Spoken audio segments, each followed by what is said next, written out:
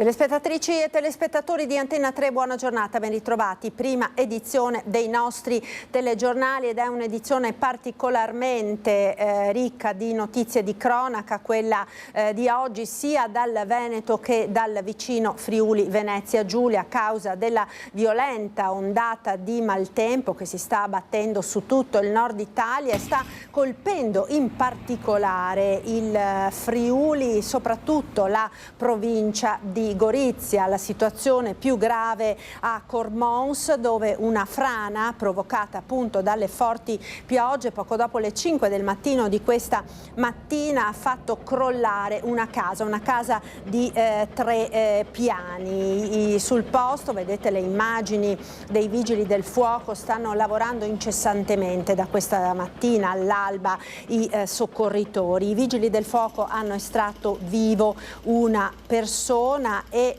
al momento risulterebbero esserci 2 dispersi, un giovane ed una persona anziana. Sono in corso le ricerche e in tutte le case coinvolte dalla frana sono 3 e ci sono anche delle ricerche appunto di questo ragazzo e di questa anziana, vedete nelle immagini, con l'ausilio anche dei cani molecolari. Dalle prime ore della scorsa notte quindi le forti piogge si sono abbattute soprattutto nelle province di Udine e di Gorizia, interessati i comuni di Palmanova, Trivignano Udinese, Manzano, oltre naturalmente a Cormons. Decine gli interventi da parte dei vigili del fuoco per soccorrere anche persone rimaste intrappolate in macchina, autisti in difficoltà, gente che è rimasta bloccata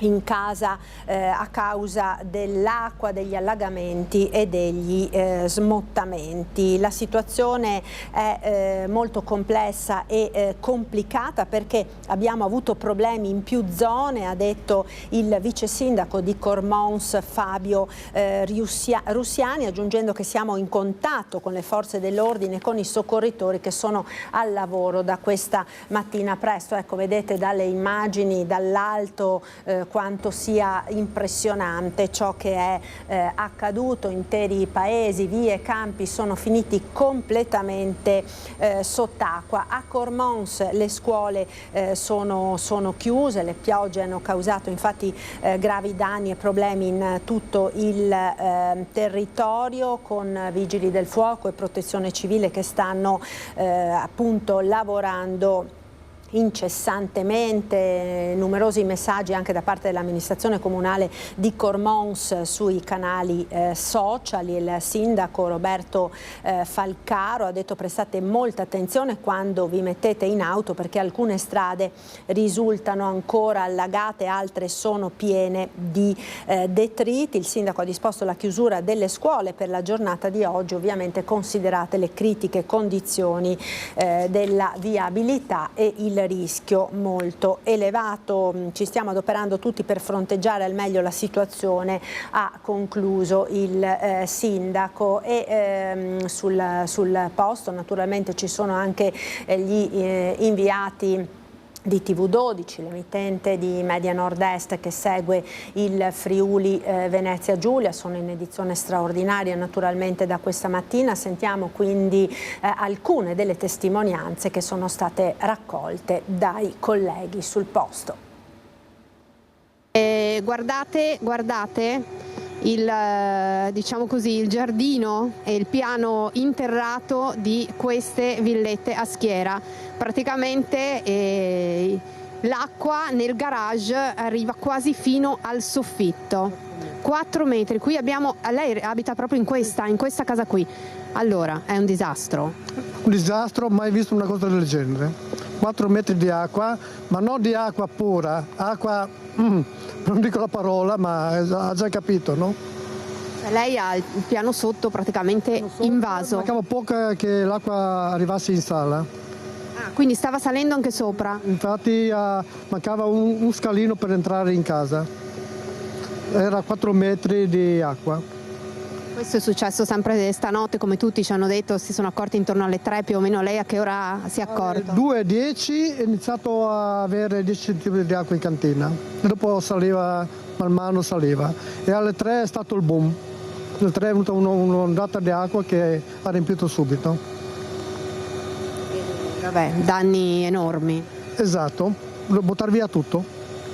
Tra l'altro vedo tante persone in casa, siete praticamente bloccati in casa, cioè siete circondati dall'acqua. Siamo bloccati in casa, siamo usciti un'ora fa per dietro. Davanti non si può uscire, come vedete non si può uscire. Certo, 4 metri d'acqua, quindi un'ora fa siete usciti dopo essere stati praticamente prigionieri in casa vostra, esatto, perché c'era acqua ovunque. Si guardava l'acqua che saliva, quello è il problema. Non si sapeva cosa fare, dopo aver chiamato tutti comunque. Quanta paura ha avuto? Niente, perché è già la seconda volta che mi succede. Quindi... La prima volta era di meno, adesso è una cosa esagerata. È successo tanto tempo fa? Nel 95. Insomma un bel po' di tempo fa. Sì, comunque... Se la ricorda bene. Me la ricordo bene, sì, altro che. Ora stanno provando a liberare dall'acqua, ma ci dicono che è difficile, no? Perché non si sa dove... Stiamo aspettando con una pompa, vediamo se arrivano da Reggio Emilia. Sono partiti e dentro 3 ore sono qua. Quindi c'è la protezione civile di Reggio Emilia che sta dando una mano qui? Sì, senz'altro, sì. Così ci hanno comunicato il sindaco. Bene, quindi avete sentito, insomma, Monica, ci sono forze anche da fuori regione che stanno arrivando per dare una mano in questa situazione, con tante persone che vedete ancora, insomma, bloccate in casa, affacciate ai terrazzini e completamente circondate dall'acqua, con il piano interrato completamente invaso fino quasi al soffitto, e con l'incubo vissuto stanotte che l'acqua salisse anche al piano, insomma, al primo piano, al piano dove si vive, dove si sta e che ha rischiato appunto di essere invaso anche quello. Questa è la situazione qui da Visco, grazie per questa testimonianza e in bocca al lupo. Ecco, allora le situazioni dunque sono in continua evoluzione in Friuli Venezia Giulia, abbiamo visto questa testimonianza, sentiamo ora le interviste raccolte dal nostro Omar Costantini. Sì, quella era da solo, mentre nella prima era mia zia, che purtroppo, e poi l'altra il tedesco. Lei nel momento in cui è successo quello che è successo, dove si trovava? No, guardi, io onestamente ho fatto tutta la notte in bianco, su e giù a controllare i livelli dell'acqua, e alle 4 ho deciso di andare a letto e alle 5 è successo. Ha visto arrivare proprio la frana? No, vedevo già il fango, alle 5 vedevo il fango e ho detto qua qualcosa è la collina e basta. E ha visto arrivare tutto ed è scappato? Beh, non sono scappato perché io abito lì a 50 metri, però c'era il ragazzo che penso che o si è buttato fuori dalla finestra perché stava urlando sul marciapiede che non c'era quasi nessuno, il bacino, penso che era un operaio dell'azienda Manferrari vicino, altro non lo so. Come si vede adesso? Là. Niente, raso al suolo. Facciamo finta che sia in Ucraina, è uguale, proprio distrutto. Ti hanno detto dove di terreno, dove potete andare non potendo tornare a casa? No, ma io abito qui a 50 metri. Là ormai è tutto neanche irriconoscibile la casa. Sono solamente travi e basta. Chiaramente lei è arrivato sul posto perché è anche il custode della chiesa, no? Sì, ecco qua, che sono con le chiavi del paradiso per completare tutto. E non è da arrabbiarsi, è quello che io ho visto anche l'altra settimana a Genova lì, però noi qui del paese, possono dire tutti, qualcosa se l'aspettavamo con gli anni, perché non è la prima volta di là, ma tante volte, sempre piccole e fino a che è venuta la volta buona. Aveva dato segni di cedimento? Sì, già anni fa, sì. Però ha fatto un po' di cemento, un po' di muro. Mia zia mi ricordo che hanno fatto, però penso che sono molti cubi venuti giù, perché lì c'era un grande vicino al Pino, un grande canale e non c'è più, che veniva giù dal monte. Purtroppo. Ma con la chiesa è tutto bene oggi? Sì, adesso sì, però ho dovuto aprire perché i pompieri devono usarla uso lavoro. Perché devono entrare alla porta principale e uscire alla sacrestia. Perché non ci sono altre possibilità di passare. Esatto. Sarebbe uno di dietro, ma è attaccato al muro di cinta della chiesa. Ecco. Frana quello è un rischio. Eccoci in studio, appunto state vedendo le drammatiche testimonianze che i colleghi della redazione del Friuli Venezia Giulia ci stanno inviando dalle zone che sono state maggiormente colpite dal maltempo. Lo ricordiamo, la situazione più grave si è verificata in provincia di Gorizia, a Cormons, dove una casa di 3 piani è crollata a causa di una frana. Una persona è stata estratta viva, ferita dalle macerie. Risultano ancora in corso le ricerche di un anziano e di un giovane. Naturalmente torneremo ad aggiornarvi nel corso di questa prima edizione dei nostri telegiornali. Torniamo ora in Veneto per parlare dell'ondata di furti che sta davvero assediando la nostra regione, in particolare la provincia di Treviso. Ve l'abbiamo raccontato nelle ultime settimane, un susseguirsi di colpi da quando praticamente le giornate si sono accorciate con l'entrata in vigore dell'ora legale. Vedo collegato ora da Conegliano il nostro Christian Arboit con Nicoletta Rizzetto. Come ospite c'è il comandante della polizia locale Claudio Mallamace, perché appunto nel Coneglianese, peraltro una delle zone più battute, si stanno rafforzando i controlli. Christian, a te, raccontaci gli ultimi sviluppi. Proprio così, Marta, buongiorno a te e a tutti i telespettatori di Antenna 3. Si stanno potenziando i controlli, soprattutto i controlli serali. La sera è la fase critica, lo hai detto bene tu, Marta. Qui con me Claudio Mallamace, comandante della polizia locale del Coneglianese, che raggruppa tutti i comuni dell'area. Comandante, la situazione è critica nel Coneglianese, così come in tutta la Marca Trevigiana. Voi state correndo ai ripari con questo potenziamento. In che cosa consiste?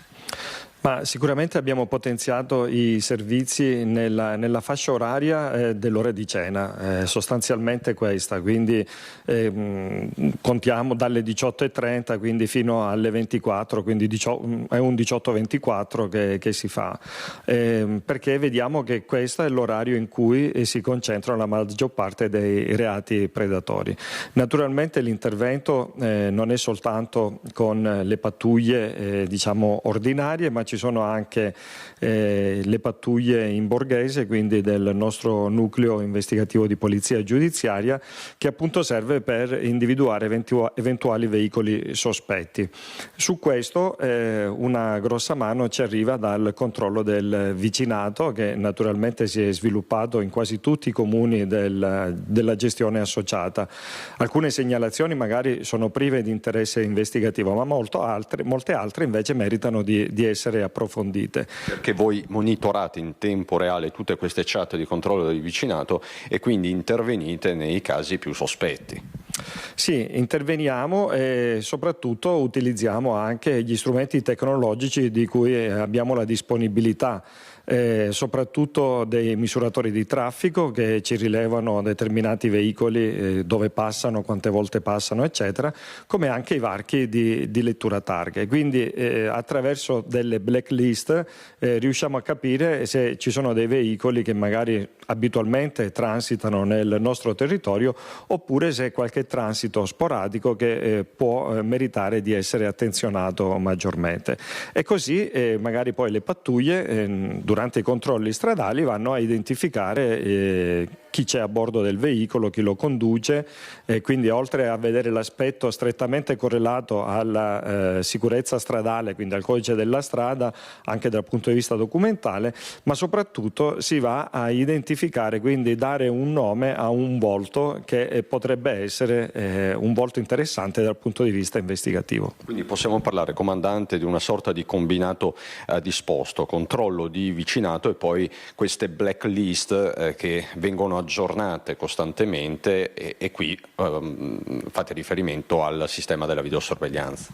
Sì, sicuramente la videosorveglianza è importantissima, ci dà una grossa mano e riusciamo anche attraverso questi sistemi a collaborare soprattutto con le forze dell'ordine a competenza statale, quindi naturalmente polizia e carabinieri sono ancora più impegnati di noi su questo versante in virtù del fatto che possono concentrare l'attività proprio esclusivamente o quasi esclusivamente su questo tipo di reati in questo momento, a differenza di noi che invece abbiamo anche altre incombenze, quindi credo che siamo sicuramente un valido supporto per le forze dell'ordine. Grazie davvero Claudio Malamancia, comandante della Polizia Locale dell'area coneglianese. Marta, ti do dei rapidissimi aggiornamenti. C'è stato un alert specifico nella serata di sabato a Codogné, a diffonderlo il Comune. Contatteremo nei prossimi minuti la sindaca di Codogné, Jessica Masini. Analogo copione anche a Cappella Maggiore, dove nelle prossime sere ci sarà un incontro anche volto a potenziare ulteriormente il controllo di vicinato. Anche Cappella Maggiore è stata visitata nelle ultime sere dai ladri, non solo Cappella Maggiore ma anche Cessalto Caccia, un Audi A6 scura che appunto in queste sere ad altissima tensione sta facendo la spola tra Cessalto e l'area del Veneto orientale, in particolare l'area di Portogruaro, un Audi A6 che sta cambiando continuamente le targhe. Anche su questo si sta indagando senza sosta. Grazie ancora comandante Malamancia. Con Nicoletta Rizzetto è tutto. Dal comando della Polizia Locale di Conegliano, Marta, ti restituisco la linea. Grazie a Christian Arboit. Torneremo tra poco ancora a parlare dei furti che si stanno verificando un po' dappertutto nella nostra regione, ma la cronaca ora ci porta a Bassano del Grappa. Abbiamo in collegamento Vanessa Banzato per gli aggiornamenti sulla tragedia che si è verificata alle prime ore di oggi in Viale Vicenza. Un 42enne al volante della sua Jeep ha perso il controllo dell'auto andando a schiantarsi contro una recinzione. Purtroppo per lui non c'è stato nulla da fare. Da Bassano dunque Vanessa Banzato.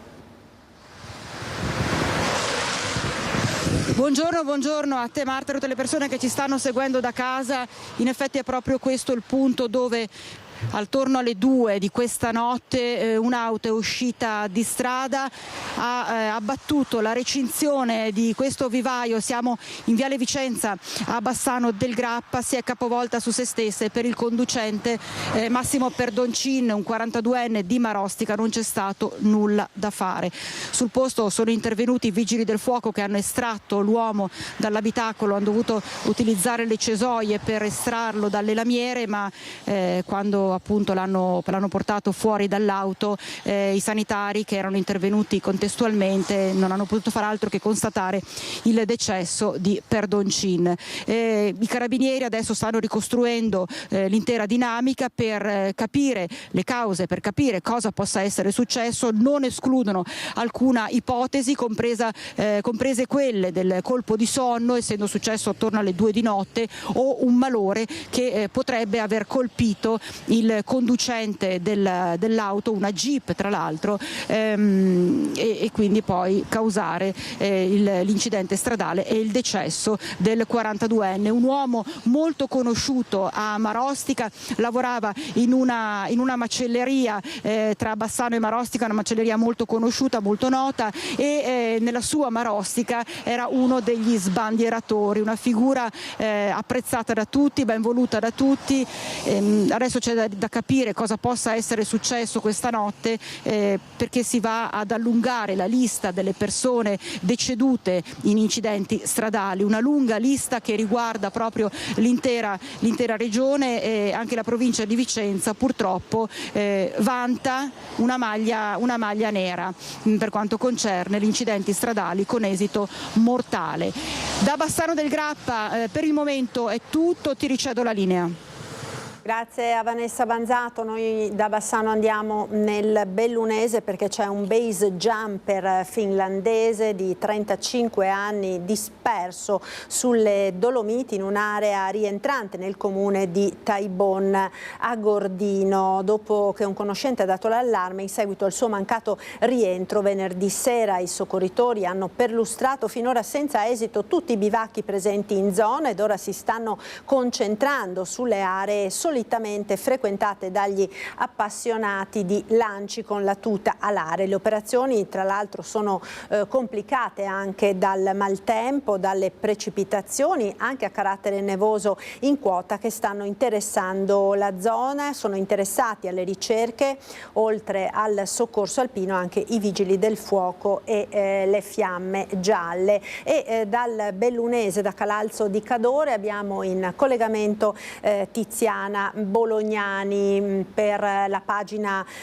politica, un disegno di legge per riconoscere e valorizzare i territori che hanno avuto un ruolo pionieristico nella nascita del concetto di Made in Italy. A te dunque Tiziana, buongiorno. Sì Marta, buongiorno. È proprio come hai detto tu a Calalzo, nella sala consigliare del municipio, si è da poco conclusa la conferenza stampa di presentazione di questa iniziativa, di questo disegno di legge del senatore Luca De Carlo che riguarda per l'appunto, si inserisce all'interno della legge 2023 quella del Made in Italy, quella della tutela del Made in Italy, ma in particolar modo riguarda la provincia di Belluno. De Carlo, perché riguarda la provincia di Belluno? Lo chiedo a lei, la domanda è un po' retorica perché siamo a Calalzo e qualcosa sicuramente c'è. Beh sì, c'è che il primo ritrovamento storico di una dicitura Made in Italy su un prodotto in Italia è su un occhiale nato, prodotto e venduto a Calalzo di Cadore, quindi 1897 per la prima volta in Italia c'è un prodotto marchiato Made in Italy, e non solo per adempiere a una richiesta magari d'oltreoceano degli Stati Uniti, ma per sancire l'importanza di ciò che è fatto in Italia. In un momento nel quale tutti preferivano scrivere fatto in Francia o fatto in Germania, qui si è capita l'importanza di un marchio, il Made in Italy, che poi è diventato oggigiorno il terzo marchio più riconosciuto al mondo, quindi avanguardisti di una forma di vendita che valorizzasse veramente i territori. Io sono ovviamente particolarmente orgoglioso che questo sia nato nello stesso paese nel quale sono nato io. Ecco, ed è una questione che è stata scoperta da uno storico di impresa, il veneziano Massimo Orlandini, e dobbiamo dirvi che proprio grazie a questa scoperta il senatore De Carlo ha elaborato un disegno di legge che per l'appunto andrà a creare un nuovo articolo all'interno della legge sulla Made in Italy, che riguarda la creazione anche di rete delle città madri del Made in Italy, qual è Calalzo. Sì, certo, è la possibilità data a tutte quelle città o paesi che dimostrino di avere prodotti marchiati Made in Italy prima del 1925, cioè da oltre 100 anni, la possibilità di fregiarsi del termine città madre del Made in Italy, nella consapevolezza di quanto sia importante per un territorio raccontare la propria storia ed inserirlo in un concetto, ripeto, e in un contesto, quello del Made in Italy, che oggi ci vede assolutamente protagonisti nel mondo, e quindi credo che sia un motivo per valorizzare le tradizioni, ma anche innovativo per dare modo a questi territori di avere uno strumento di marketing molto efficace. Perché parliamone anche, insomma, il distretto dell'Occhiale, che qui ha avuto le sue origini, diciamo che è un po', si è un po' liquefatto, ecco, come la neve al sole. Sono oramai pochi i resistenti che continuano a produrre qui a Calalzo, e questo potrebbe essere l'occasione, questo particolare riconoscimento, anche per creare il turismo dell'Occhiale? Sì, siamo passati da distretto magari a ristretto dell'Occhiale, ma noi crediamo ancora nella straordinaria capacità di fare impresa di questo territorio. Qui ci sono 2 imprese oggi che hanno voluto farci vedere cosa continuano a fare a Calalzo di Cadore. Io credo che lo stesso genio con il quale abbiamo creato l'industria dell'Occhiale possa essere utilizzato per rivitalizzare l'Occhiale, sì, ma anche per qualsiasi attività imprenditoriale da Calalzo. Credo questo sia un bel messaggio. Grazie al senatore Luca De Carlo. Marta, ti restituisco la linea. Grazie a Tiziana Bolognani. Noi ora andiamo a Padova da Marta Zatta perché c'è stato un episodio allarmante, si è verificato all'interno del carcere Due Palazzi con un agente di polizia penitenziaria che è stato aggredito da un detenuto. Andiamo quindi a Padova per tutti i dettagli su questo episodio. Sì, buongiorno ai nostri telespettatori. Sabato al carcere Due Palazzi di Padova l'ennesima aggressione nei confronti di un agente da parte di un detenuto che prima ha compiuto gesti autolesionisti e poi ha aggredito appunto l'agente. La cosa più grave è che sono arrivati schizzi di sangue negli occhi dell'agente, quindi ora insomma si è un po' tutti preoccupati per il suo stato di salute. Qui con me Giovanni Vona, segretario SAPPE del Triveneto. Segretario, insomma, siamo qui a parlare dell'ennesima aggressione. Ennesima aggressione senza nessun motivo, a discapito di un collega tra i più esperti, un sottufficiale che normalmente appunto fa il caposervizio, capoturno. Adesso le ultime notizie che mi sono arrivate appunto mi ha confermato che dovrà fare questo periodo di profilassi, a prescindere perché non sappiamo nulla delle condizioni di salute sotto questo aspetto del detenuto, dell'aggressore, e quindi sicuramente nessuno vuole essere nei panni del collega in questo periodo, perché sarà un isolamento affettivo stavolta. Quindi da una parte come polizia abbiamo garantito l'affettività all'interno dell'istituto Padova, che è uno diciamo dei più all'avanguardia, eppure accadono questi eventi assurdi dove questi soggetti si permettono il lusso di poter aggredire, magari saranno sotto effetto di chissà quale sostanza artefatta all'interno della stanza detentiva, e quindi siamo in balia. A questo punto, ecco, noi dopo la stanza dell'affettività creiamo la stanza della violenza, dove poter scaricare, non per fare corsi oppure per essere ulteriormente, creiamo dei lavori dove possono andare a lavorare e scaricare questi impulsi violenti che non possono essere sempre esclusivamente scaricati nei confronti del personale in divisa. Non se ne può più, basta. Vi sentite un po' soli sotto questo punto di vista? Ma sicuramente sotto questo punto di vista, che appunto fa emergere poi la carenza d'organico, perché il personale ormai non ce la fa più, una carenza d'organico che sotto questo aspetto non ne veniamo fuori, perché noi sempre col dipartimento di fare il gioco delle 3 carte, questa vince, questa perde, perché noi con dati alla mano dimostriamo a chiunque che l'organico manca dal 30% una percentuale altissima e supera il 30%, dall'altra parte ci dicono che l'organico ne è in esubero. Quando diciamo di confrontarci su questi dati, silenzio assoluto. Quindi cosa significa? Hanno paura di dover ammettere che poi la carenza c'è, perché ovviamente se abbiamo del personale stressato, abbiamo del personale che non ce la fa più, tutto diventa ingestibile, cioè benessere lavorativo è pari a zero. Cioè la nostra filosofia di lavoro è quella di alzarsi la mattina e andare a lavorare contenti, perché il nostro lavoro sotto certi aspetti è una missione sociale. Però arriviamo lì e invece siamo forse l'unico corpo di polizia che siamo quasi tutti i giorni vittime del dovere, cioè siamo aggrediti con una facilità ormai quasi da hobbistica, insomma, cioè per qualcuno aggredire è un hobby. Ecco, quindi insomma diciamo che la situazione delle carceri continua ad essere non delle migliori, sia dal punto di vista dell'aggressione da parte degli agenti, ma anche per quanto riguarda il sovraffollamento. Io ringrazio il mio ospite, lo ricordiamo, Giovanni Vona, segretario SAPPE del Triveneto, e per il momento da Padova è tutto, a te la linea. Grazie a Marta Zatta. Da Padova andiamo a Vicenza con Luisa Bertini per raccontarvi dell'operazione antidroga che è stata messa a segno dalla polizia locale. A te Luisa. Sì, buongiorno a te, buongiorno ai nostri telespettatori. Siamo proprio al comando della Polizia Locale di Vicenza. Come anticipavi, un'importante operazione, un'importante attività antidroga. Siamo in compagnia del comandante della Polizia Locale Massimo Parolin. In che cosa è consistita? Ieri sabato verso le 14:20 siamo intervenuti in occasione di un piccolo sinistro stradale che è avvenuto in località Via Dalviano. E protagonista un tunisino di 22 anni che praticamente alla nostra vista, alla vista delle pattuglie che erano intervenute, si è dato la fuga ed ha raggiunto Parco Uccelli. E ha gettato nel frangente una borsa con il contenuto di circa 1 etto di sostanza stupefacente, nella fattispecie cocaina di elevata purezza, e per sottrarsi all'arresto dei nostri operatori si è gettato nel fiume Bacchiglione.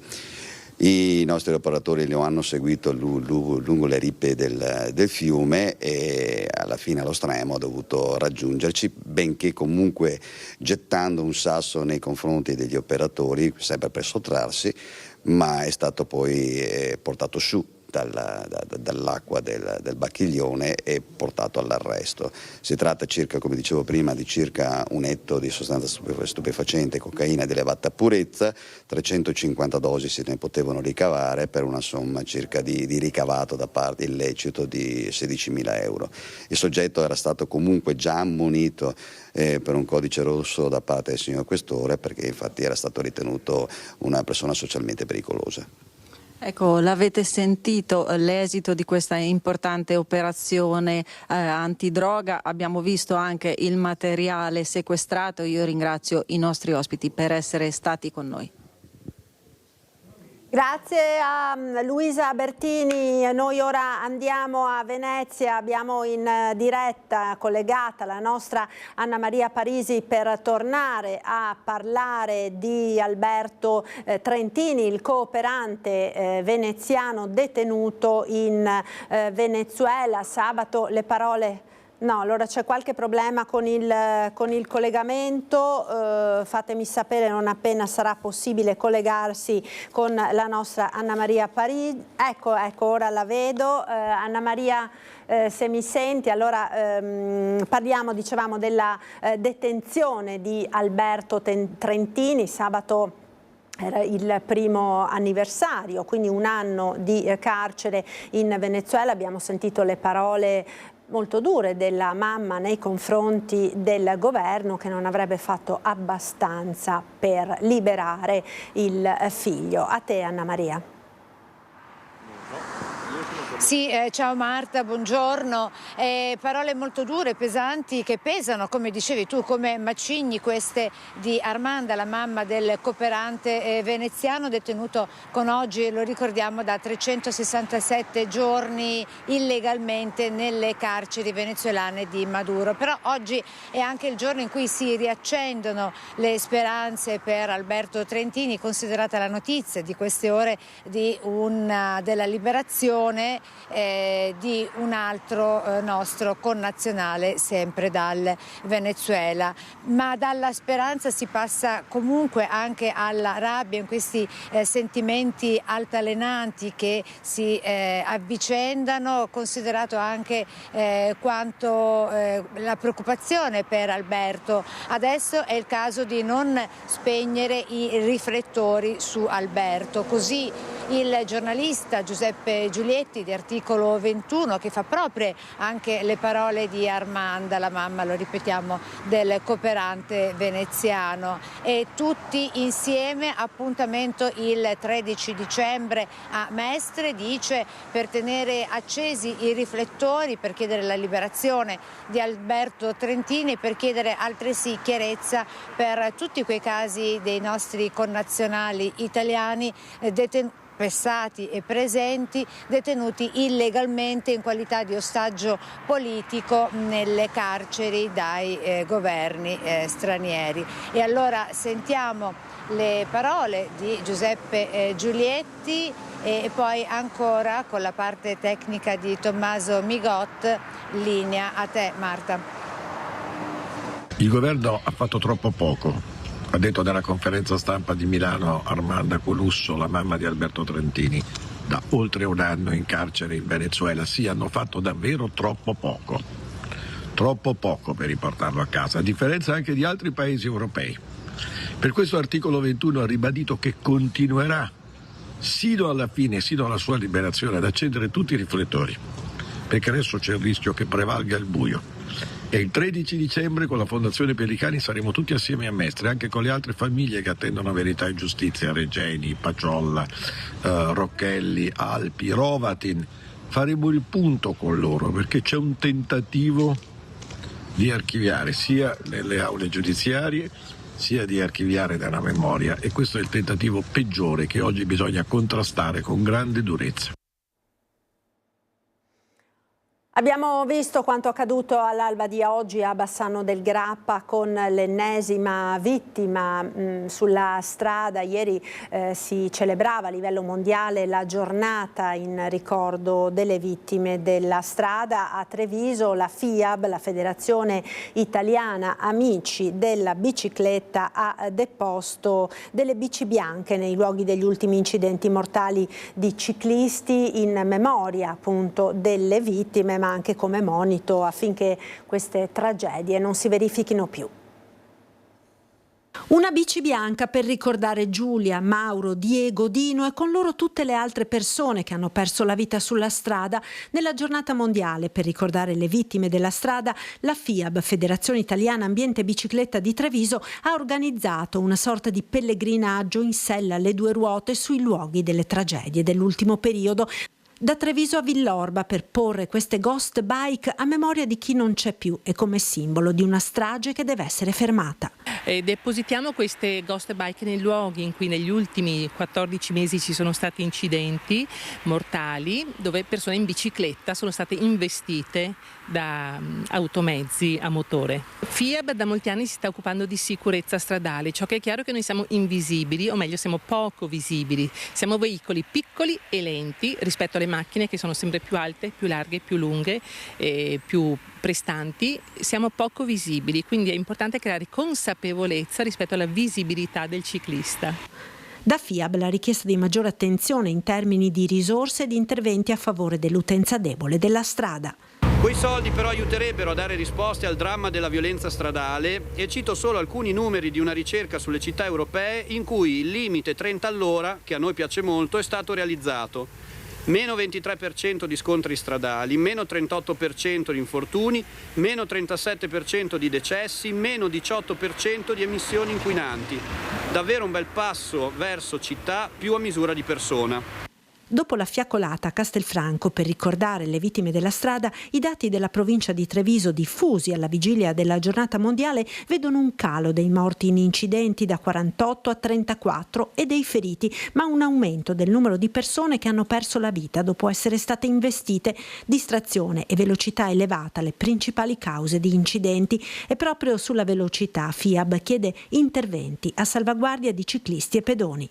Soprattutto la velocità non può essere moderata semplicemente mettendo un cartello, va moderata con degli accorgimenti fisici e quindi con i cuscinetti berlinesi, i dossi, i restringimenti di carreggiata. In ultima analisi è necessario che le persone che usano la città, che usano le strade, si riprendano lo spazio che è utilizzato in misura esagerata dalle auto. La politica, ora rientrata la crisi di maggioranza a Treviso, restano gli strascichi, PD passa all'attacco di un accordo raggiunto solo perché le elezioni sono alle porte, dice il Dem Zabai. Per la Lega l'auspicio, che suona più come un avvertimento, che non ci siano altri attacchi all'amministrazione da parte di Fratelli d'Italia. Penso che i trevigiani ne abbiano avute abbastanza e che sia il caso che chi ha l'onore e l'onere di governare Treviso pensi al bene dei trevigiani e la smetta di pensare solo al bene dei propri partiti. La pace, anche se di pace armata si tratta, sancita dal sindaco Mario Conte e dal coordinatore regionale Luca De Carlo, dopo la crisi provocata dal duro attacco sferrato all'amministrazione dal meloniano Fabio Crea, rimette insieme i cocci della maggioranza ma lascia un ampio fronte aperto per le opposizioni. Dal PD parlano di soluzione elettorale e del tutto provvisoria. E per 2 settimane Treviso e i trevigiani sono state prede di una zuffa tra galli che non ha minimamente avuto a cuore risolvere dei problemi della città, risolvere i problemi del commercio, della viabilità, della sicurezza, dei parcheggi, ma ha avuto soltanto al centro una baruffa su poltrone presenti e future che si ripeterà tranquillamente tra un po' di tempo. Adesso fino alle regionali si è chiesta la tregua, ma ancora una volta è una tregua farlocca. Nel frattempo le 2 assessore sono ritornate operative ed eccole insieme al sindaco alla cerimonia religiosa a San Pio X dedicata alla polizia locale. Questa alleanza continua con coerenza, con compattezza. Fratelli d'Italia poi per antonomasia è il partito della coerenza e della correttezza, quindi gli impegni che sono stati presi con gli alleati verranno portati avanti. Si è aperto invece un accordo su un collegamento diretto tra il sindaco e il coordinatore regionale che andrà a rafforzare questa alleanza politica. Quindi come ha detto il nostro coordinatore regionale, una telefonata preventiva probabilmente eviterà altre situazioni magari di poca comprensione. Conte non aggiunge commenti alla nota congiunta diffusa con De Carlo, anche perché gli equilibri sono tutt'altro che stabili all'interno della Lega stessa. Aver dovuto mandare giù il rospo a molti non è piaciuto. Lo stesso segretario provinciale Dimitri Coin ha definito quantomeno irrituale il confronto diretto tra un coordinatore regionale e un sindaco. Ma una cosa sono gli umori e un'altra le dichiarazioni ufficiali. Il capogruppo della Lega ai 300 si riallinea, ma il suo auspicio finale suona come un avvertimento. C'era un momento in cui non si capiva se chi amministra con noi era propenso ad amministrare con buona volontà o a lanciare solo sassi. Chiarito il periodo, speriamo che i sassi non vengano più lanciati per una collaborazione sana come deve essere. Restiamo a Treviso, in città, con la corsa ieri contro la violenza nei confronti delle donne, We Run for Women, corsa della Polizia di Stato con oltre 1550 persone che hanno partecipato. Il ricavato è andato al centro antiviolenza Telefono Rosa di Treviso per sostenere i figli delle vittime.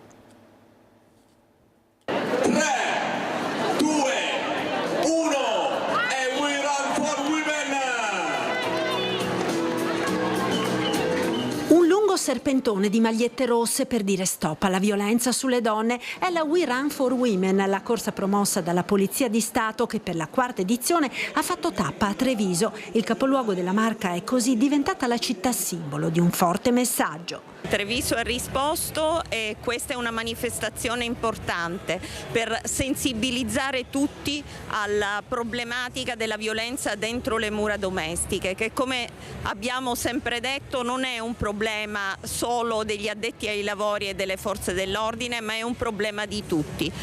Allo start anche il prefetto Angelo Sidoti. Non potevo mancare, è assolutamente necessario alzare sempre il livello di sensibilità su un crimine così odioso come quello della violenza di genere, in particolare sulle persone di sesso femminile. I numeri del centro antiviolenza di Treviso, uno dei 5 presenti nella Marca, sono preoccupanti. 160 le donne ad oggi prese in carico per la prima volta, più gli oltre 300 contatti, e proprio al centro antiviolenza Telefono Rosa di Treviso andrà il ricavato della corsa per aiutare e sostenere i figli delle vittime. La richiesta più forte è che quando le donne decidono o comunque realizzano di essere vittime di violenza vogliono uscire di casa e con i figli, se sono madri, e quindi la grossa difficoltà è la sistemazione della donna.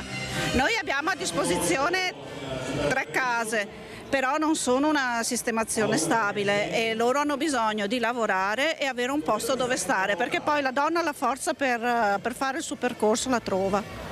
Se è aiutata. Soddisfazione per Treviso Atletica, che ha organizzato la corsa della Polizia di Stato. L'obiettivo era ambizioso di fare 1000 e siamo arrivati a 1550. Siamo andati in sold out da martedì e abbiamo aperto un coperchio meraviglioso su un problema grandissimo. Treviso sta rispondendo benissimo e spero che questo possa essere un primo passo. Di corsa per dire no alla violenza, donne, uomini, bambini e giovani promesse dell'atletica trevigiana. È inaccettabile come nel 2025 ci siano ancora uomini che fanno violenza sulle donne e oggi siamo qui proprio per manifestare contro. Molte volte si parla di sogni sportivi, di obiettivi futuri sportivi, ma il vero sogno è che non esista più la violenza sulle donne. E testimonia della Run for Women l'atleta azzurra di Soave Elisa Molinarolo, sesta alle finali delle Olimpiadi di Parigi di salto con l'asta, vittima di insulti di body shaming. L'atleta delle Fiamme Oro della Polizia di Stato ha deciso di non lasciar perdere, di denunciare ed ora porta avanti una battaglia contro la violenza nei confronti delle donne, violenza che può essere non solo fisica ma fare altrettanto male. Oggi sono coinvolta da due sentimenti contrastanti, la felicità di vedere così tanta gente per questa causa e sapere che è un evento sold out, e dall'altra la tristezza di aver bisogno di fare questi eventi per dire no alla violenza. Violenza che ci tengo a ricordare che non è solamente quella fisica, ma è anche a volte quella verbale, o comunque ci sono tanti tipi di violenza, e per questo è da un po' che porto avanti questa cosa e che dico non dobbiamo avere paura di denunciare. Denunciamo e facciamoci sentire, perché se denuncia una sola persona probabilmente non cambierà niente, ma se facciamo gruppo e iniziamo a denunciare le diverse violenze che magari subiamo durante il giorno, forse qualcosa cambierà. Ecco, peraltro lei l'ha provato sulla sua pelle questo. Sì, infatti per me è un discorso che mi sta molto a cuore. Dopo le Olimpiadi dell'anno scorso sono stata vittima di body shaming e proprio per questo motivo ribadisco, denunciamo e facciamoci sentire, perché questa cosa deve finire. Ecco, lei ha le spalle forti e quindi ha saputo reagire con forza a questo. Non tutte le donne ce l'hanno però questa forza. Certo, infatti ho voluto parlare di questa cosa sui miei profili social proprio per dare la forza a magari persone che non hanno le spalle larghe come le mie per sopportare certe cose, e quindi spero che avendone parlato sia, oltre al fatto che se ne è parlato anche molto, spero che sia arrivata un po' di forza alle persone un pochettino più fragili, un pochettino più deboli, e che riescano a reagire anche loro. Ci fermiamo per la pubblicità, rimanete con noi, spazio subito dopo all'approfondimento politico in vista delle elezioni di domenica e lunedì prossimi. A tra poco.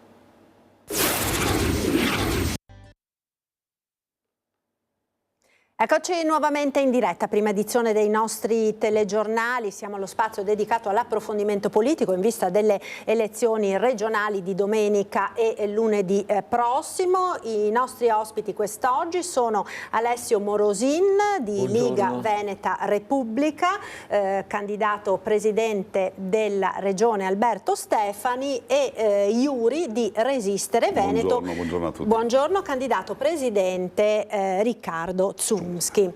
Allora, io volevo subito cominciare legandoci all'attualità. Abbiamo aperto questo telegiornale mostrandovi le immagini drammatiche di quanto sta accadendo dall'alba di oggi in Friuli Venezia Giulia, flagellato dal maltempo, da un'alluvione che nel giro di poche ore ha messo in ginocchio mezza regione, particolarmente colpite soprattutto le province di Gorizia e di Pordenone. In particolare a Cormons si è verificato a causa della frana il crollo di un'abitazione a 3 piani, una persona è stata estratta ancora viva dai vigili del fuoco, ma al momento purtroppo risultano ancora 2 dispersi e sono in corso le ricerche, quindi resteremo sempre con una finestra aperta sul vicino Friuli Venezia Giulia. Certo, quello del tema del maltempo, del dissesto idrogeologico e della sicurezza idraulica è anche un tema che interessa particolarmente la nostra regione, che insomma da Vaia in poi ha dato già parecchio su questo fronte. Allora, in sintesi, perché ovviamente i temi di cui vogliamo parlare quest'oggi sono molti, che cosa si può fare, Alessio Morosin, per mettere in sicurezza e per far sì che ogni precipitazione non diventi un incubo per la popolazione? Beh, intanto spero che questi eventi facciano capire anche ai residui al residuo numero di persone che non l'hanno ancora capito, che la questione ambientale è una delle emergenze da affrontare. In Veneto si è fatto abbastanza, ma non sono ancora completati i lavori, per esempio per i bacini di laminazione. Ce ne sono ancora una parte importante da completare o addirittura da realizzare.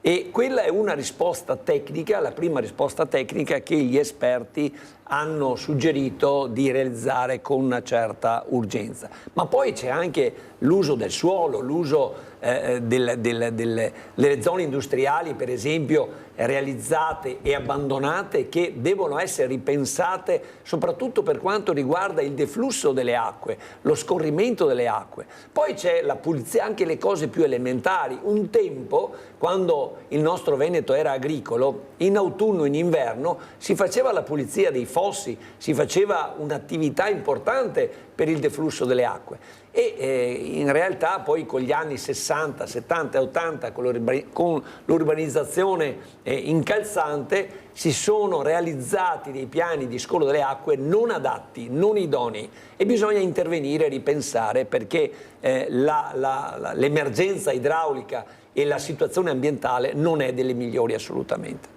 Ecco, Iuri, Resistere Veneto, su questo tema che sicuramente rappresenta una preoccupazione per i cittadini.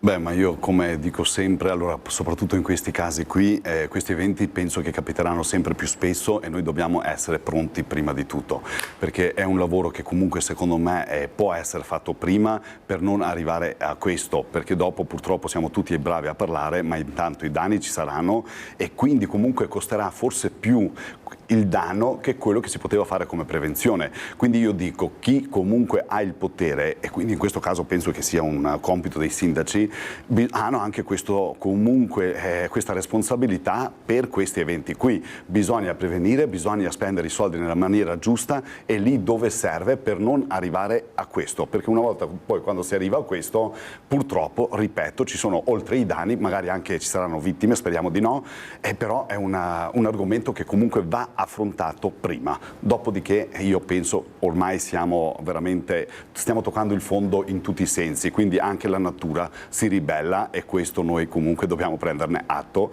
e agire.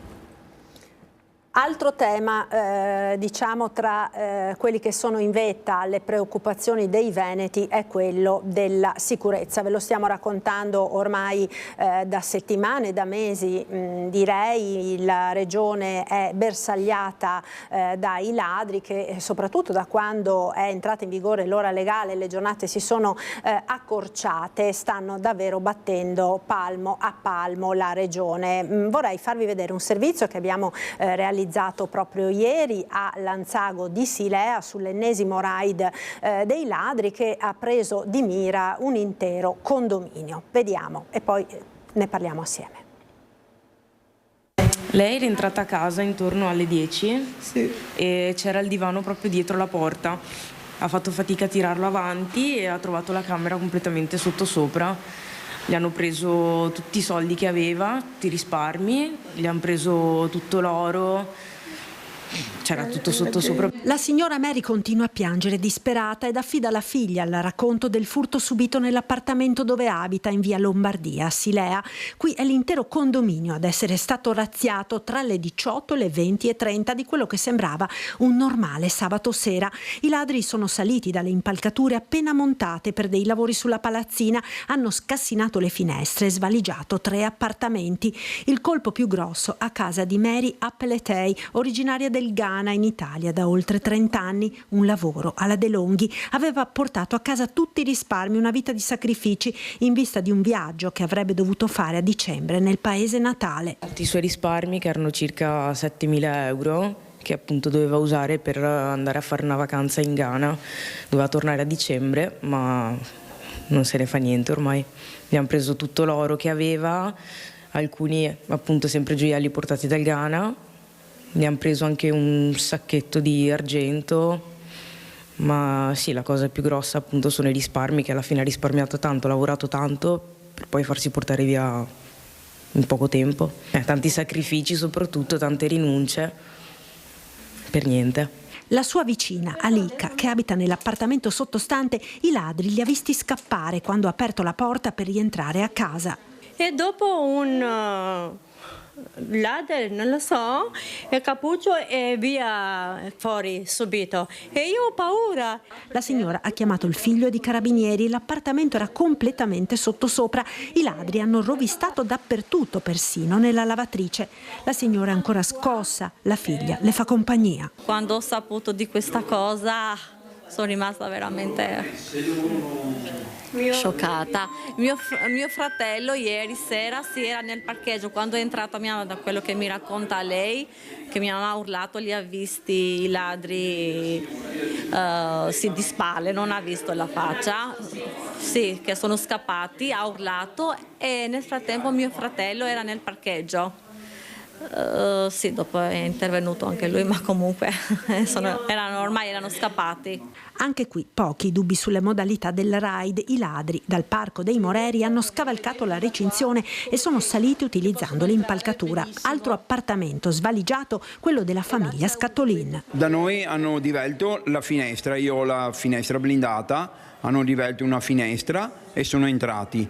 E dopodiché hanno rovesciato, solo che da noi hanno rovesciato solo i comodini e il comò, hanno levato i cassetti del comodino e il comò, evidentemente perché dopo sono stati disturbati dalla signora perché sono usciti dal bagno.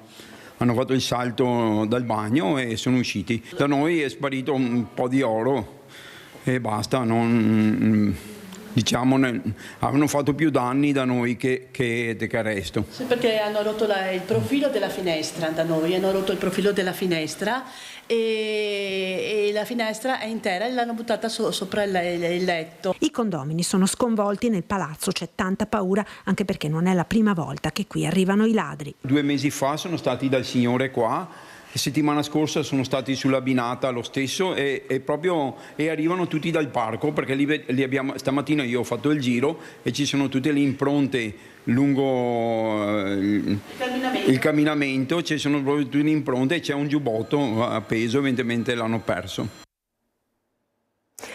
Ecco, allora un servizio che fotografa un po' la situazione che purtroppo tante famiglie stanno vivendo in queste settimane. Juril, sul fronte della sicurezza, cosa si può fare per fermare questi delinquenti?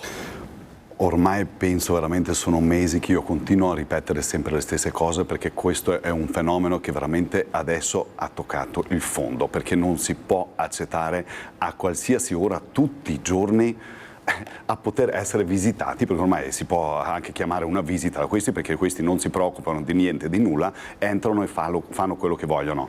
Queste immagini però hanno fatto capire delle cose che io ormai porto avanti appunto da mesi e cerco di far capire a tutti quanti, e abbiamo visto nell'immagine un condominio intero, però ci sono delle famiglie italiane, albanesi, da quello che ho capito, nigeriane, quindi Ghanesi, ecco, chiedo scusa, e vuol dire che i ladri, come li chiamo io, i delinquenti, non risparmiano nessuno e non guardano in faccia a nessuno. Loro fanno il loro lavoro, perché questo ormai è diventato lavoro, e vanno in ogni momento dove gli pare, ma non è che cercano di capire se sono stranieri o non stranieri. E allora ecco perché io continuo a dire che questi non sono né stranieri né altro, ma sono dei delinquenti, e sia le famiglie straniere, come abbiamo visto adesso, secondo me dobbiamo prendere tutti quanti distanza da questa gente, dobbiamo prendere una posizione e dobbiamo condannare tutti questi delinquenti, e anche gli italiani devono capire, o i veneti, che comunque non c'è colore o religione sui ladri o quelli che fanno furti. Dopodiché cosa fare? Io penso una cosa fondamentale. Prima di tutto prevenire, ma prevenire in questo momento è tardi, adesso bisogna agire. Cosa bisogna fare? Bisogna prendere questi ladri, perché comunque in Italia noi siamo capaci, abbiamo delle forze dell'ordine preparatissime, quando li prendono però e quando li mettono dentro non bisogna lasciarli andare a casa il giorno dopo, perché altrimenti questi diventano sempre di più, perché capiscono che comunque non rischiano nulla. Invece mettendoli dentro una volta cominciano a diminuire sempre di più. Ecco perché continuo a dire, non è che abbiamo bisogno di un numero maggiore di forze dell'ordine, bisogna dare carta bianca alle forze dell'ordine di agire come meglio credono e questi devono pagare le pene fino all'ultimo, perché non è accettabile che una signora che ha risparmiato i soldi per farsi un viaggio se ne trova il giorno stesso svanire. Quindi questo è un problema che secondo me riguarda il Veneto ormai da mesi. Alessio Morosin. Ma io nel mio programma ho messo 4S. Che cosa sta a significare 4S? Il primo è la sicurezza, gli altri sono sociale, sanità e sburocratizzazione, ma il primo è sicurezza. Ne parlo anche consapevole del dramma nel quale si trovano le persone che vengono coinvolte. Abbiamo visto il servizio, persone disperate, impotenti di fronte all'aggressione subita nell'intimità familiare. Io stesso ne ho subito nella mia casa alcuni mesi fa un intervento di una banda che ha praticamente fatto quel che ha voluto all'interno dell'abitazione, razziando e danneggiando. Quindi ne ho una sensibilità purtroppo, ahimè, anche personale. Che cosa fare? Bisogna pensare innanzitutto di fare un'attività, e lo diciamo coralmente, di prevenzione, installando innanzitutto sistemi di videosorveglianza ovunque. Io non temo per la mia privacy, come dice qualcuno, se quando giro l'angolo fuori casa mia una telecamera mi inquadra, anzi mi sento protetto, non ho nulla da nascondere. I cittadini per bene non sono contrari a una maggiorazione di quelli che sono gli strumenti di monitoraggio della viabilità e quando si è nella pubblica via. Quindi innanzitutto in quel senso anche la Regione può fare molto finanziando, promuovendo sistemi di monitoraggio del territorio con videosorveglianza. Poi bisogna che l'attività di polizia, che è già molto impegnativa, sia rafforzata però. E infine, una volta che è rafforzata, che vengono presi i responsabili di questi gravi fatti, siano anche puniti con provvedimenti che abbiano poi l'effettività, perché le norme ci sono, ma è l'effettività e la percezione dell'impunità che favorisce il ripetersi di questi fatti. Se lasciassimo ai cittadini decidere, sarebbero molto più draconiani di quello che prevede la legge, ma almeno applichiamo la legge, facciamo in modo che torni la sicurezza. Non si può vivere in questo stato di stress, che le persone si chiudono in casa il primo pomeriggio, soprattutto gli anziani, le famiglie, i più indifesi. Quindi c'è molto da fare. Se siamo tutti d'accordo, si possono fare molte cose e soprattutto, ripeto, la sicurezza non ha bisogno di chiacchiere, ha bisogno di fatti e molto possiamo fare insieme, dai comuni alla regione, che sono diciamo, le istituzioni a noi tutti più vicine. Ecco, parlava di anziani e non ci stancheremo mai di ripeterlo, perché un altro dei fenomeni che purtroppo sta conoscendo una crescita esponenziale, a maggior ragione in questo periodo di avvicinamento, diciamo, alle festività natalizie, è quello delle truffe nei confronti degli anziani. L'abbiamo testimoniato tante volte nei nostri telegiornali, anche ieri c'è stato l'ennesimo caso di un'anziana derubata, come sempre, da finti addetti di qualsiasi cosa, perché se le stanno inventando davvero tutte, e quindi sappiamo che in questo momento, a quest'ora, sono molte le persone di una certa età che ci stanno seguendo da casa, quindi anche in questo, Iuri, vogliamo lanciare un appello, perché è un reato particolarmente odioso questo. Ma soprattutto anche perché gli anziani, penso, sono le persone che devono essere veramente messi al sicuro, devono vivere la loro vita in tranquillità, perché comunque hanno lavorato, penso, tutta la loro vita per essere in pensione e per vivere una vita tranquilla, e poi si ritrovano a dover difendersi o dai ladri o appunto da questi truffatori.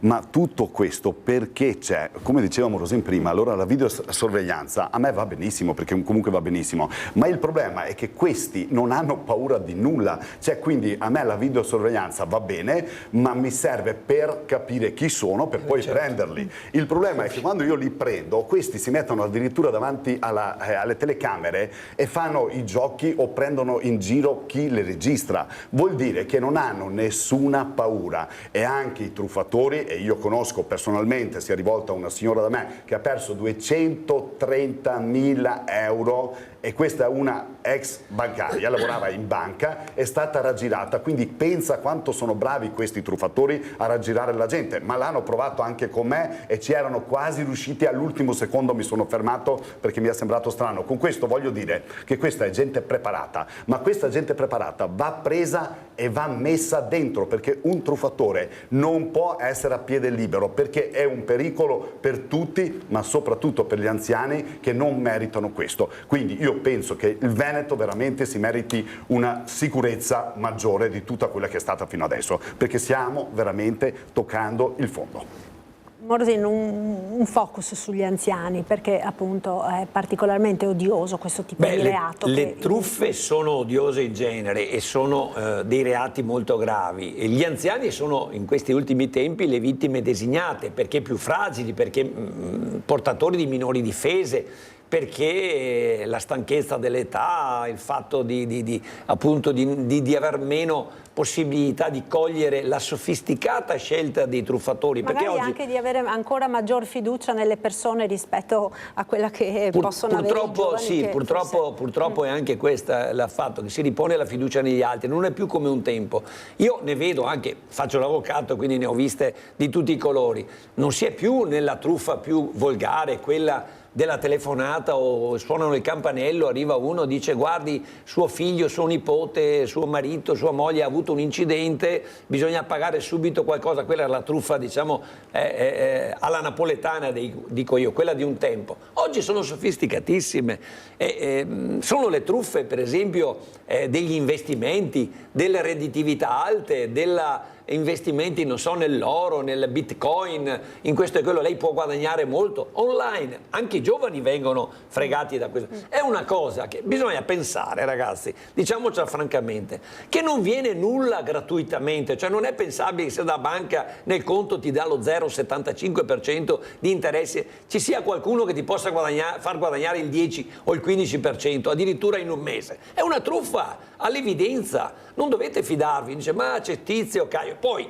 ultima che abbiamo sperimentato anche nella nostra professione, nei nostri ultimi, con l'intelligenza artificiale, no? Fanno vedere il video di un personaggio famoso che dice questo mese ho guadagnato 20-30 mila euro facendo questa operazione, anche tu puoi farlo, basta che segui i miei consigli, verifica. Tutte truffe, ovviamente create con l'intelligenza artificiale, che è più insidioso. Non so, voi avete un personaggio che vi piace, dico Piero Angela per dire un nome, un personaggio credibile e serio, con l'intelligenza artificiale riescono a fare la sua voce e lui dice io ci ho guadagnato. L'hanno fatto anche con la Presidente del Consiglio, con la Schlein, con tutti i soggetti che hanno una grande visibilità, imbrogliando le persone per bene e semplici. Non ci sono guadagni facili, soprattutto chi è più anziano lo sa, perché ha vissuto nella fatica. La vita, per guadagnarsi qualcosa bisogna soffrire, quindi non credete alle vanne marchi del nostro tempo moderno e agli imbroglioni di ogni risma che quotidianamente vi toccano da vicino. Voleva aggiungere qualcosa? Sì, prego. Anche, ecco, è una cosa diversa, giustamente quella che diceva Morosin, perché comunque quelli sono truffe, io li chiamerei anche legali, perché alla fine se io mi metto, adesso mi invento qualcosa e ti raggiro, allora è una cosa. È un'altra cosa se io ti chiamo e mi presento come quello della tua banca e voglio aiutarti o voglio proporti qualcosa, e lì è una cosa diversa. Lì vengono raggirati. Non ci sono truffe legali, mi raccomando. No, stavo dicendo, se io faccio un influencer, se fa un video, non è la colpa di nessuno se noi dopo crediamo e andiamo a fare quello che ci chiede lui, perché comunque lui propone, vende orologi e noi crediamo anche noi di poter fare soldi e lo facciamo. Quindi questi social, questa tecnologia secondo me ha superato ogni limite e questo è il vero problema. E quello che io mi chiedo, siccome noi siamo bravi, ma non noi, cioè a livello informatico veramente noi siamo i più bravi forse in Europa, ma perché non si possono bloccare, perché non si può capire quelli che mandano messaggi o quelli che chiamano, perché c'è sempre un numero di telefono, si può intercettare dove sono queste persone. Purtroppo non si fa nulla, non si fa nulla e questo è il problema. Il problema è che noi facciamo sempre dopo, una volta sono spariti i soldi, sono usciti dai conti e allora però è tardi. Ma perché è tardi? Perché quelli rimangono sempre a piede libero e torniamo sempre al solito discorso, non ci sono le pene severe. Però Yuri, consentimi, lo ripeto, non ci sono truffe legali, che non passi un concetto di questo tipo,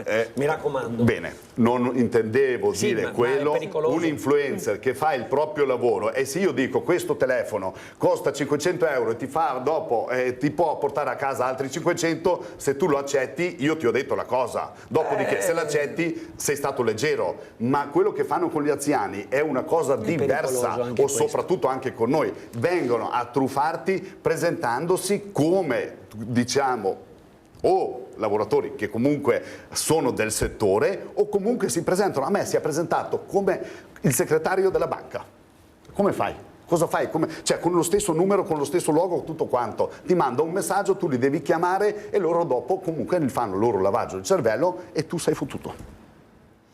Allora ci fermiamo per qualche istante di pubblicità, linea alla regia, restate con noi, ci rivediamo tra pochissimo.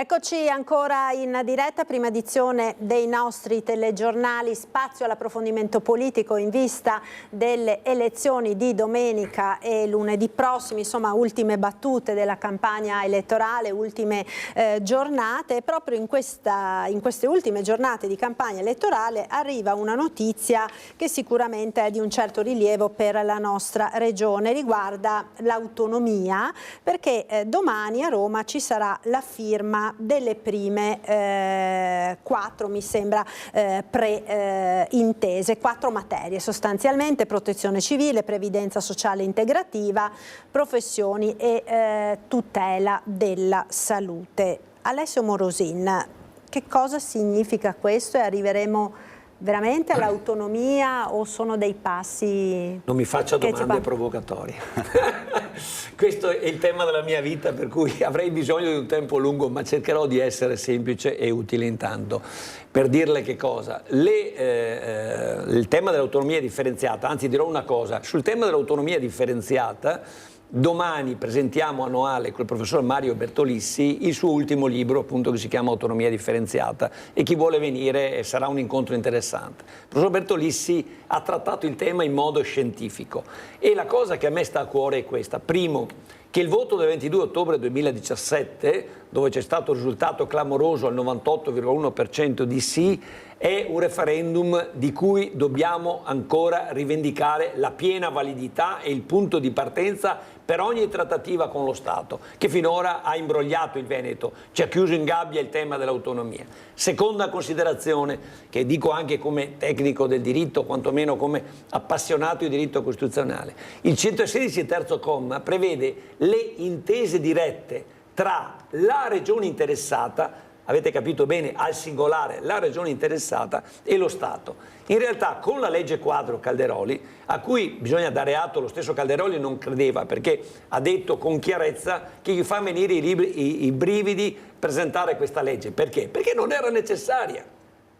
Ma l'ha fatto con uno spirito di confronto democratico per offrire alla sinistra l'opportunità di non fare un antagonismo a priori. La legge poi è stata ingabbiata definitivamente con la sentenza 192 del 2024 della Corte Costituzionale, per cui lo spazio della trattativa diretta secondo me è molto stretto.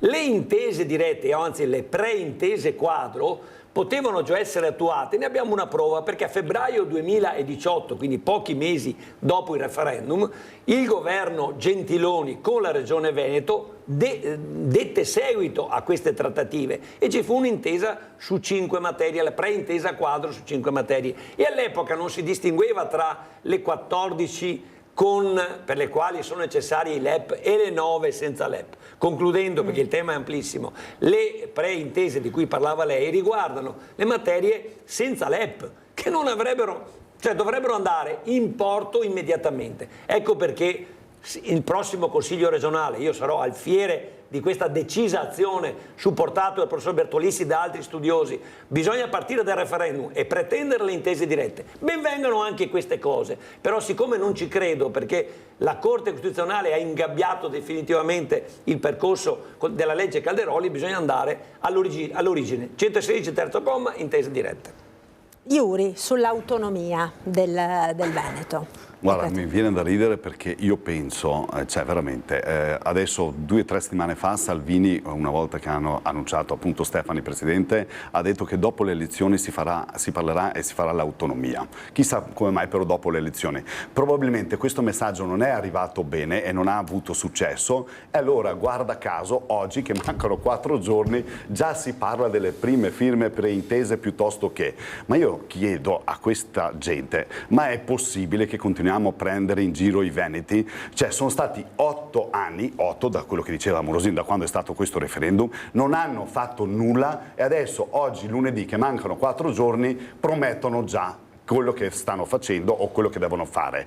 Io veramente penso di essere stanco, ma parlo da cittadino e non sono molto pratico, ma parlo da cittadino usando la logica. Penso che è ora di dire basta a queste promesse, penso che è ora di dire basta ad essere presi in giro, perché finché c'è la Giorgia al governo l'autonomia non si farà, ma questo lo sappiamo tutti e lo sanno anche loro. Quindi è inutile puntare su quello, al limite trovate qualche altra scusa o qualche altro argomento, ma non parlate di autonomia, perché secondo me si fanno solo male, perché la gente si è accorta e noi con il nostro movimento abbiamo girato tutte le città e abbiamo sentito proprio questo da parte della gente, perché è stanca, perché la gente non ce la fa più e tanti di quelli che voteranno noi sono comunque quelli che si sono stancati dalle promesse della Lega e per non parlare quelli di Fratelli d'Italia, perché sappiamo benissimo che se l'autonomia non c'è è proprio grazie al partito Fratelli d'Italia con Giorgia Meloni.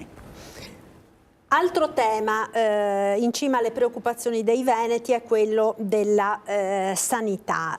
Io riparto da lei perché Resistere Veneto, che candida alla presidenza Riccardo Zumski, diciamo è stata come dire, accusata tra virgolette di pescare nel bacino dei Novax, di movimenti di questo tipo.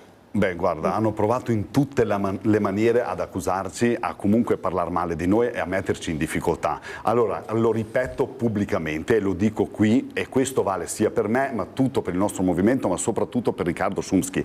Noi non siamo no-vax, noi siamo per la libertà. Ognuno deve essere libero di scegliere per il proprio corpo e per la propria salute quello che deve fare.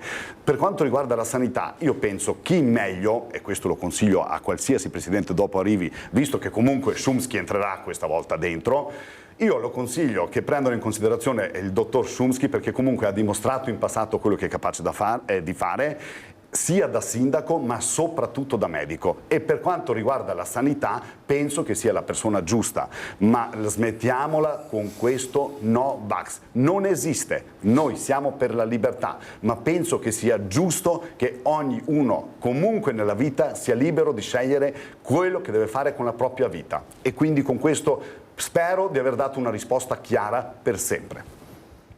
Alessio Morosin. Ma guardi, io sono tra l'altro amico, oltre che difensore come avvocato, del dottor Ennio Caggiano, che è un medico anche lui ingiustamente targato come Novax, e invece è un uomo che ha fatto, dico sempre io, fede al giuramento di Ippocrate più che osservanza alle norme burocratiche degli ipocriti, nel senso che ha tutelato la salute dei cittadini e lo ha fatto con la passione, con la competenza e la serietà che tutti gli riconoscono.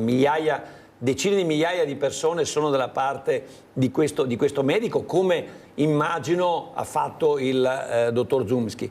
Si tratta di persone che hanno guardato alla salute dei loro pazienti più che alla un'esigenza di interesse collettivo che la Costituzione prevede subordinato al diritto fondamentale alla salute. L'articolo 32 della Costituzione dice che la Repubblica tutela la salute come diritto fondamentale dell'individuo e come interesse della collettività. Ma tra il diritto e l'interesse, chi ha studiato giurisprudenza almeno al primo anno capisce che è un abisso. E qui si è portato l'interesse collettivo, mascherato tra l'altro con argomentazioni poco credibili anche della stessa Corte Costituzionale, a prevaricare sul diritto. Questo è stato molto grave, non possiamo tollerare questo tipo. Io ho fatto un incontro pubblico la settimana scorsa col dottor Caggiano e ho illustrato questo tema utilizzando il libro del professor Ezio Zanon, Nicolò Zanon, chiedo scusa, ex membro della Corte Costituzionale, dove trattava del tema delle sentenze adottate dalla Corte del 2023 anche sul tema del vaccino, contestandole. Ha avuto anche problemi perché avrebbe violato la Camera di Consiglio, la segretezza della Camera di Consiglio, però lui ha voluto dirlo perché è uomo libero, uomo di scienza, e ha spiegato in modo chiaro che la Corte si è piegata non al rispetto dei diritti ma alle esigenze dell'esecutivo. Parole di Nicolò Zanon. Andate a cercare questo libro, è molto interessante, quindi dobbiamo tutti unitariamente difendere la salute e la libertà. Ecco, allora abbiamo davvero 2 minuti, quindi in brevissimo volevo ancora affrontare un tema, probabilmente l'avete visto finché aspettavate di entrare fuori, il servizio che abbiamo fatto ieri sulla Run for Women, la corsa contro la violenza sulle donne, molto partecipata qui a Treviso, organizzata dalla Polizia di Stato. Sulla violenza di genere, proprio in 40 secondi, Yuri. Ma guarda, allora la violenza sulle donne esiste purtroppo e lì bisogna veramente fare qualcosa perché ormai sono troppi femminicidi e quindi non si può più aspettare, ma come ho già detto prima, su tutte le cose bisogna agire adesso perché più aspettiamo più grave diventa. Quello che invito però, ecco, alle donne, quello di poter sentirsi libere di denunciare, quindi denunciate, denunciate, denunciate e non ritirare mai la denuncia. E alle forze dell'ordine chiedo, nel momento quando una donna viene a ritirare la denuncia va segnalata, perché non è accettabile che una donna viene a ritirare una denuncia, vuol dire che comunque c'è stato dietro un lavaggio del cervello che poi però può portare a quello che non si deve mai arrivare. E quindi questo è l'appello che faccio a tutti.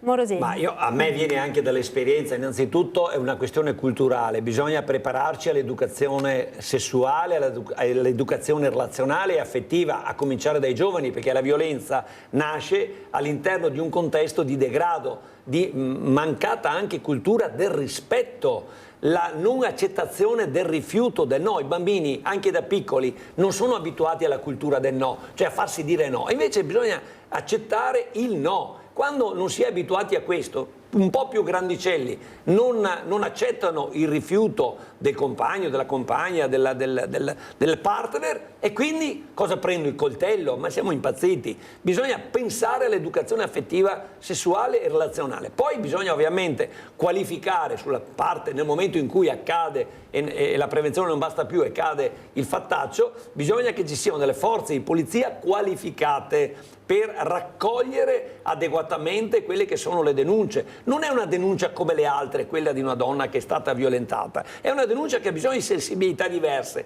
e di una visione e organizzazione diversa, perché se non si capisce che c'è il pericolo, poi ci viene il morto. Quanti casi abbiamo visti?